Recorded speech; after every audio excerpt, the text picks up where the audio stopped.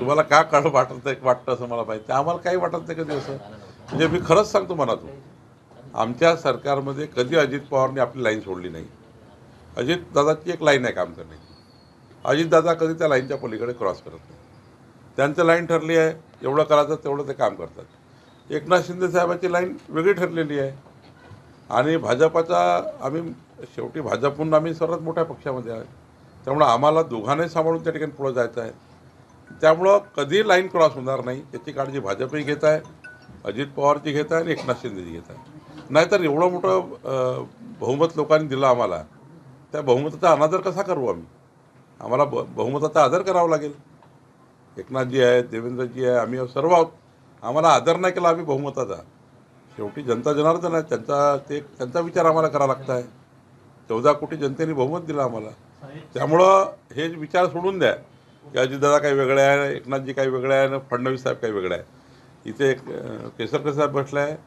मी तुम्हाला जबाबदारी सांगतो की मी असं काही प्रेसमध्ये बोलायचं आहे, काहीतरी टोलाटोली करायची म्हणून बोलत नाही. काही भांडणं नाही आहे, कुठेही वाद नाही आहे. सर्व आपापला मर्यादा पाळून आहेत आणि मर्यादेत सर्व काम करतात. साहेब, राक्षसी भाऊ आहे अशी टीका विजय वडेट्टीवार यांनी आनंदाचा शिदा ही जी योजना आहे त्या योजनेवरून केली.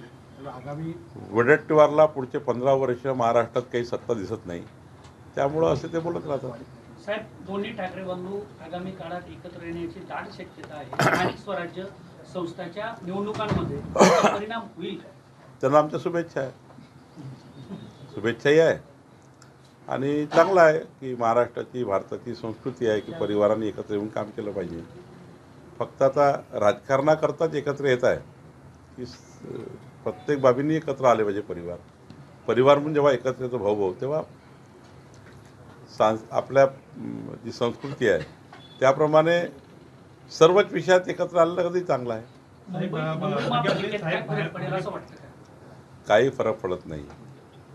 शेवटी जनतेला माहिती आहे, केंद्रातलं मोदीचं सरकार, महाराष्ट्राचं देवेंद्रजी, एकनाथजी आणि अजित पवारांचं सरकार, हे 2 सरकारं डबल इंजिन सरकारच मुंबईचा विकास करू शकतं. मुंबईकरांच्या प्रत्येकाच्या मनात आहे की आता राजकारणाच्या बाहेर निघून, टीकाटिप्पणीच्या बाहेर निघून, सकाळी 9 वाजताच्या भोंग्याच्या बाहेर निघून आपल्या सर्वांना एकत्र महाराष्ट्र मजबूत करण्याकरता काम करायचं आहे.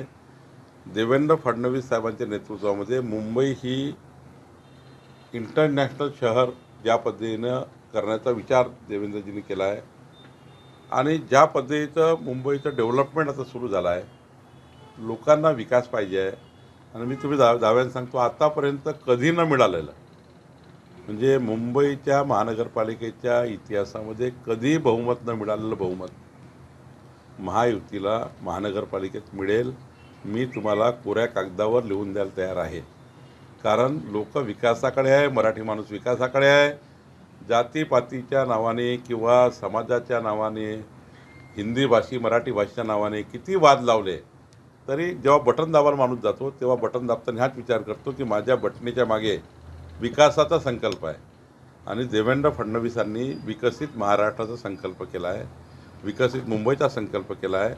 त्या संकल्पाला, एकनाथ शिंदेच्या संकल्पाला साथ देतील लोक. जात पात धर्म भाषा याला सोडून साथ देतील आणि मुंबईमध्ये प्रचंड बहुमत, म्हणजे विचार नाही करू शकणार तुम्ही, एवढं मोठं बहुमत महायुतीला मिळणार आहे. चांगली लाईन आहे. राहुल गांधी यांनी ज्या भाजप सरकार हे पूर्णपणे मतदारांची चोरी करूनच सत्तेवर आलंय अशी एक भावना निर्माण होते. आणि तुम्ही म्हणताय एकीकडे आत्ताच विधान करताय की महानगरपालिका मुंबईची प्रचंड बहुमताने येईल. नेमकं यामध्ये अनेक कन्फ्युज लोकांना आहेत, काय आपण ते कसं दूर करणार? मी तुम्हाला प्रश्न विचारतो. पहिला, 1 लाख बूथवर लोकसभा विधानसभेची निवडणूक झाली. 1 लाख बूथवर, 1 लाख बूथवर सर्वच पक्षाचे बूथ लेवल एजंट आहेत.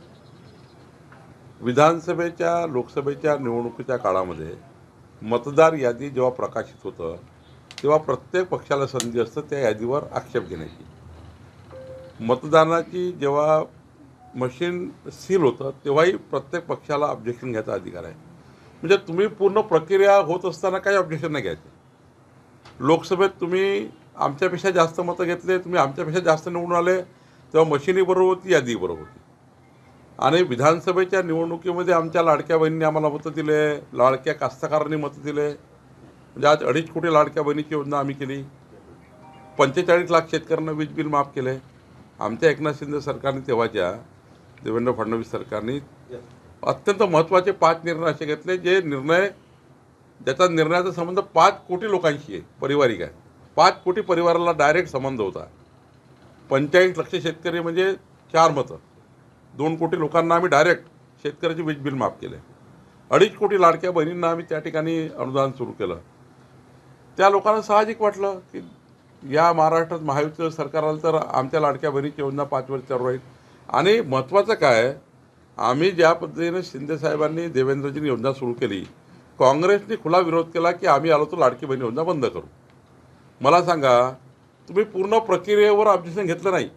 निवडणुकीच्या 1 वर्षाने म्हणता की ते मतदार यादी चुकीची होती, ती मतदार यादी चुकली होती, ते भाजपनी चोरी केली आणि ते मतदार यादी चुकीची झाली. तुमचे लोक झोपले होते का? मतदार यादी प्रकाशित केली, निवडणुकीत झोपले होते का? निवडणुकीच्या मतदानामध्ये एक ऑब्जेक्शन नाही आहे. अच्छा, जे निवडणूक हरले ना बाळासाहेब थोरात, त्यांनी म्हणावा मी त्या ठिकाणी निवडणूक हरलो, ते मतदार यादीमुळे हरलो आहे का? त्यांच्या कार्यकर्त्यांनी मतदार यादी नव्हती पाहिली. नाना पटोले फक्त 200 मताने आले, ते मशीनवर हरले, बॅलेटवर जिंकले नाना पटोले. त्यांच्या कार्यकर्त्याला विचारा मतदार यादी बरोबर आहे का नाही. माझ्या कामठी विधानसभेतल्या कार्यकर्त्याला, काँग्रेसच्या कार्यकर्त्याला विचारा, त्यांनी मतदार यादी बघितली नव्हती. हे खोटारडेपणा आहे. आणि मी तुम्हाला आत्ता सांगतो, मग आजही चॅलेंज आहे आता आमचं सर्वांचं. आत्ता महानगरपालिका, नगरपालिका, वेंगुर्ला, सावंतवाडीची निवडणूक आहे. काँग्रेसच्या कार्यकर्त्यांनी आताच मतदार यादी चेक करून घ्या. आता उद्या काय करते, सावंतवाडी समजा केसरकरांनी महायुतीने जिंकली तर म्हणतील हे मतदार यादीच बोगस होती. मुंबई आम्ही जिंकली तर मुंबईची मतदार यादी बोगस होती. आत्ता माझं आव्हान आहे, तुम्हाला टेस्ट करून घ्यायची आहे ना 51% मताची. महायुतीला 51.78% मतं मिळाली. अजून टेस्ट करायची आहे का? तर पुन्हा उद्या टेस्ट की. पण आत्ता मतदार यादी चेक करून घ्या. म्हणजे उद्या हे म्हणाल नको राहुल गांधींनी, अरे ते मुंबई हारली कारण मतदार यादी चूक होती. आत्ता तुम्हाला प्रभागाची मतदार यादी प्रकाशित होणार, आता तुम्हाला वार्डाची होणार, ते चेक करा ना. तुमचे आता बूथ लेवल एजंट आहे ना, त्याला सांगा काँग्रेसच्या लोकांना आदेश काढा राहुल गांधी की आदेश काढला पाहिजे काय तुम्ही आधी चेक करून टाका. हे काहीतरी खोटारडेपणा आहे. निवडणुका हरण्यापूर्वीच पहिले सांगून द्यायचं आहे की बाबा पहा, ते मतदार यादी बदलणार, त्यांचं सरकार होतं, देवेंद्र फडणवीस मुख्यमंत्री आहेत, मोदीजी प्रधानमंत्री आहे, पुन्हा महानगरपालिकेची यादी बदलली. ते केसरकरचा प्रभाव खूप सावंतवाडीवर आहे, त्यांनी यादी बदलून टाकली. म्हणजे हेच सांगतील. त्यापेक्षा आता त्यांना संधी आहे ना, विधानसभेच्या बरोबरीची निवडणूक होते आता. म्हणजे जेवढी विधानसभेची निवडणूक मोठी होती त्यापेक्षाही मोठी निवडणूक आत्ताची आहे डिसेंबर महिन्यात. आणि मग या डिसेंबर महिन्याच्या होणाऱ्या निवडणुकीमध्ये पुन्हा काँग्रेसला आमचं खुलंच आव्हान आहे की आम्ही 51% मतं घेऊन पुन्हा जिंकणार आहोत. मतदार यादी आताच चेक करून घ्या.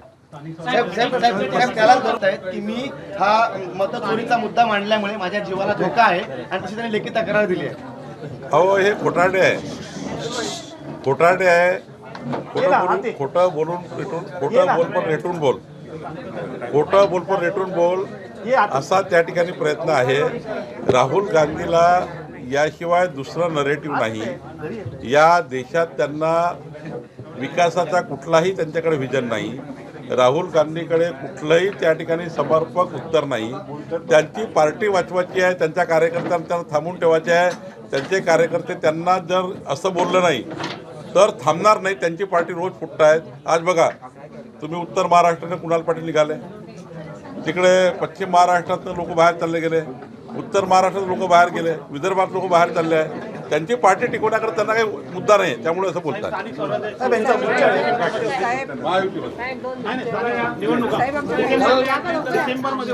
या पद्धतीनं प्रभागांचा सुरू वाटत आहे.